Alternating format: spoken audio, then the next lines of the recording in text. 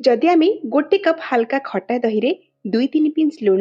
ता सहित 3/4 कप दबा आम गुंड चीनी आउ से दबा गोटे छोट चामच बेकिंग पाउडर, गोटे छोट चामच बेकिंग सोडा, गोटे छोट चामच वैनिला एसेंस, गोटे छोट चामच पान मधुरी सबको देकी भल भाव गोलैकी से गोटे चामच तेल 2 कप मैदा को देकी पुणी थरे चकटी नबा पानी न देकी। ए जो बैटरटा आम बनाऊे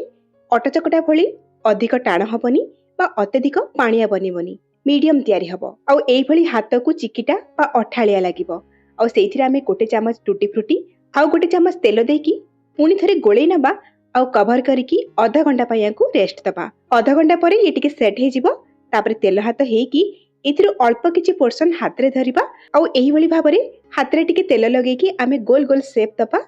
आउ तेल को मीडियम गरम करके सेइथिरे गोटे परे गोटे पकेकी को फ्राई करबा। एतिकी ध्यान देबे तेल अधिका गरम बा अधिका ठंडा न हबा दरकार। अधिक गरम तेल रे आको फ्राई कले ऊपर लाल पड़ी जिवो भितरटा सिजिबनी। मीडियम तेल गरम थिबो सेइथिरे प्रथम रु शेष जाय आमे फ्राई करबा। आउ जेतेबेले फ्राई हे जिवो आको आमे बाहर करके गोटे जागा को रखि नबा आउ ये उषुम थिबा अवस्था रे आ ऊपरे किछि गुंड चीनी को छिंची नबा आउ तापरे तयार हे जिवो हमर मेला महोत्सव रे मिलुथिबा मथुरा केक।